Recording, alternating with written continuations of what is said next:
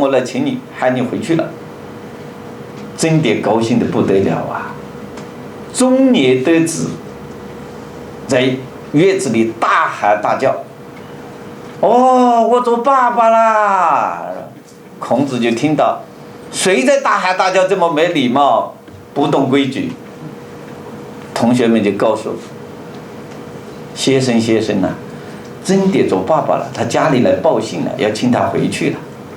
哎呀，孔子高兴的不得了，自己这么一个大弟子做爸爸了。哎呀，赶快清理行囊，回去照顾妻子。哎呀，我没有什么东西送给你的妻子，刚好东北来了一个学生啊，送了2根人参。哎，你把这2个人参带回去，给你妻子补身子。所以真爹为了感恩老师，把自己的小孩取名叫曾参，就这么来的啊。那么曾子做的，把孔子讲的话整理，加了他的观点，所以我呢是赞成，绝大多数学者都赞成是曾子做的，是吧？曾子很有学问，所以曾子呢，孔子的弟子72弟子，第一大弟子颜回，第二大弟子大家公认是曾子。曾子教出来谁呢？曾子教出来孔子的孙子子思，就是第2部经典，四书里的第2部《中庸》。中庸谁做的？中庸就是孔子的孙子子思做的。曾子教出子思，子思影响了谁呢？可以说教出了孟子，影响了孟子，所以孔孟是这么传承下来。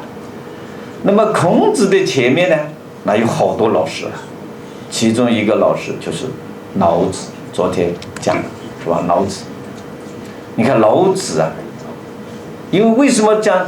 虽然孔子没有系统向老子学习，但是孔子去请教过老子。孔子是非常爱好学习的，是我们所有中国人的学习榜样。你看孔子怎么爱好学习啊？3人行，必有我师焉。学而不厌，诲人不倦。每事问，孔子如太庙。每事问，孔子每件事情都要问。全国各地，当时他的鲁国，还有其他国家，凡是有学问的，只要他知道就去请教。他有2个问题想不通啊。听说宋国的老子很有学问，他就跑去洛阳请教老子。你看，从山东鲁国现在的曲阜走到河南洛阳，你看有多远啊？没飞机，他没坐飞机去，没坐高铁，没坐火车，也没坐小车，走路。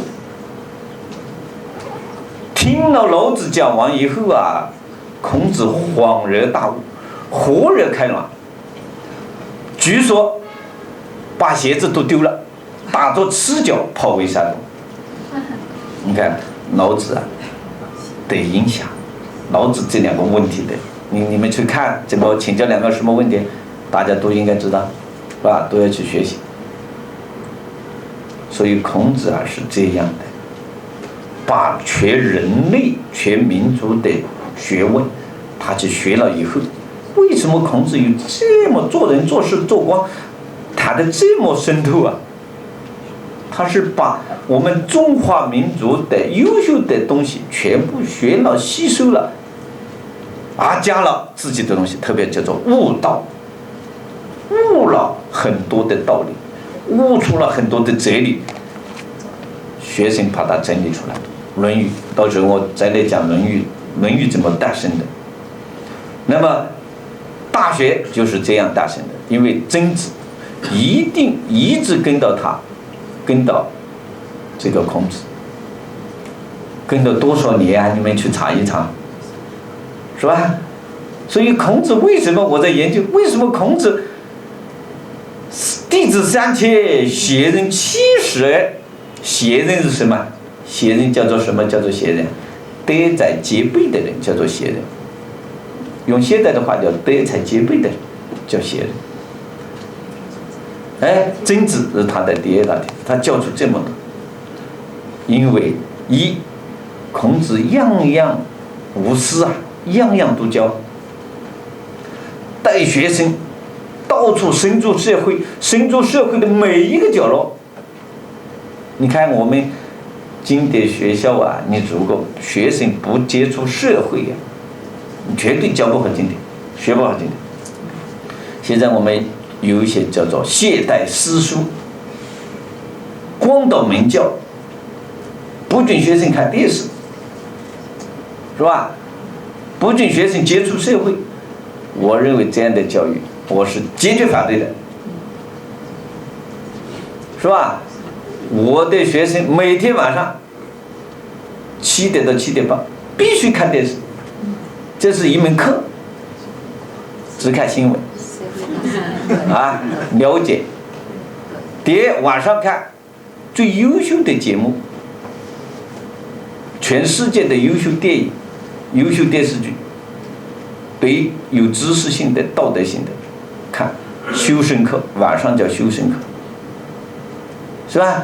你看我们现在一些不接触社会，孔子他为什么带出这么多弟子，是吧？他就深入社会各个角落，各种问题和学生一起研究，一起讨论。你看他的教学方法值得我们每一个人学习，是吧？因材施教，不同学生解答不同，回答不同，要求不同，是吧？现在我们的呢，全班一个标准，是吧？你看扼杀了多少人才，摧残了多少人才。你看凡是有大才的人，他总有不是样样都行的，是吧？毛泽东数学不及格，美术不及格，英语不及格，3门不及格，是吧？你看现在我们的教育啊，好好的研究，是吧？所以曾子做大学，我认为这个是比较准确的啊。第三种观点叫曾子之义，而门人继之也，啊，继之也。哎，他们帮我这个我改了的，他搞错了啊。这个我另外改了一个课件，他刚才帮我考在这个桌面上的是我已经做了修改，没关系啊，到时候考一个准确的给你们啊。这个有一些说呢是曾子说了曾子的弟子曾子遗子教书的，和我们在座的一样，都是教经典的，是吧？所以很多是这么说的，是这个曾子的学生来这个写的。我的观点是说，后面曾子做的，后面他学生呢做了一些补充和修改，我赞同这种观点，是吧？好，大学至成书年代，大学什么时候做的？大学是《礼记》中的49篇中的一篇，它是《礼记》中的一篇。大学哪个做的呢？5种观点。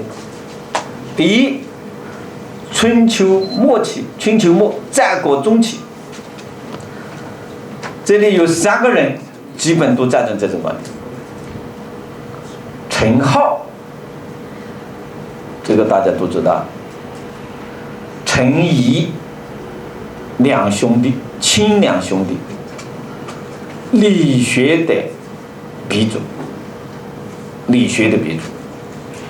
中国历代儒家的大成者，陈浩、陈颐，还有朱熹啊，朱熹呢，现在大家也在争呢。安徽就讲是安徽人，江西是江西人，福建就是讲福建人，很多人问我刘院长到底是哪里人，我这个就不能说了。是在我们湖南岳麓书院啊，明天要大家去参岳麓书院讲学，长期住在湖南，3个省都对，因为他爷爷是安徽人，他爷爷爸爸搬到江西住了好多年，最后他是在福建出生的，福建出生的，那么所以3个都对，他的祖籍是安徽江西，他本人出生是福建，那么他们3个人认为都是曾子做的，在这个时候做，春秋末期战国中期做的。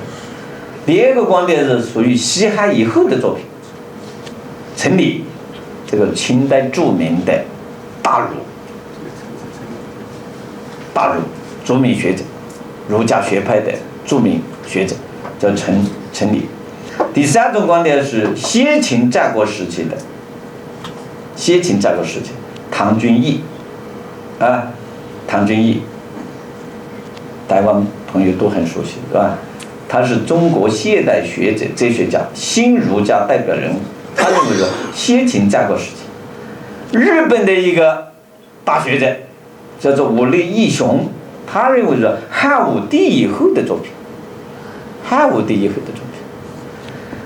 第5种观点是秦统一天下以后，西汉政权成立以前的作品，徐复观、新儒学的领军人物，是吧？这5种观点，是吧？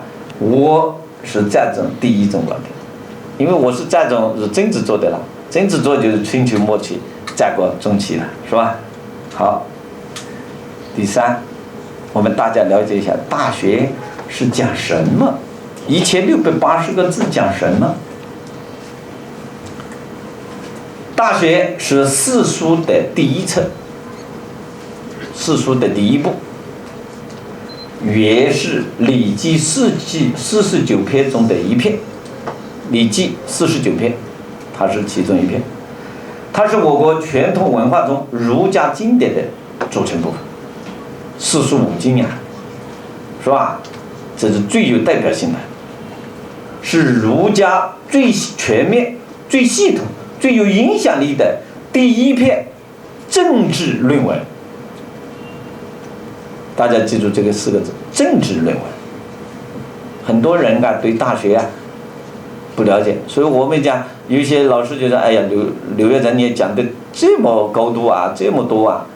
我讲老师要有1桶水才能教好1杯水嘛，你不能你就只懂那么一点点，怎么教得好了，是吧？你懂了以后，家长问，社会问，是吧？学生高年级学生问，你就能够解答嘛，讲一点点就不错了。学生的知识就丰富了，是吧？他主要讲什么？我用了1句话概括。他主要讲什么？修身齐家治国的道理和方法，修身齐家治国的大学问。等一下，我马上要解释这个大学，是吧？大学，修身齐家治国的宗旨、道理和方法，就讲这个东西。30章，每一章都是讲这个，都是讲这个，所以我们大家来做一个了解，这是我的一个学习的一个体会，不一定准确供大家参考。我讲抛砖引玉嘛，所以我呢读的不是很深，研究的不是很透，叫做略知一二，但是我这个人和大家交流。是吧？好，第2大点，字词辨析。这个1680个字30章，有哪几个字比较难认呢？难理解呢？我认为你把这几个字搞清楚了，大学你就可以讲了，是吧？第1，是。第6章，你们翻到第6章了，是吧？第6章的太甲曰，是吧？故事贴至明命啊，这个地方的是同事，此这个地方叫做指示代词，这个字这个指示代词。哎，你把这个字啊，哎，你可以注在旁边啊，是吧？哎，这个课件呢，反正我也发给大家的，你没关系啊，大家只听一听。第二个字呢，邦己，第8章，邦己。诗云：“邦畿千里，为民所指。”邦己，第8章的邦己。己计，是吧？己计，这个打错了嘛？打错了，拼音打错了啊！改了也没改过来，所以我用了这个，我因为懒得找了，本来我这个是校对了改过来了，结果他把我考到桌面上又考了原来的，又没考我改过的啊。邦畿，畿计啊，邦畿，邦是国家，畿是什么？周围的地域，所以叫做君王居住的皇城、都城。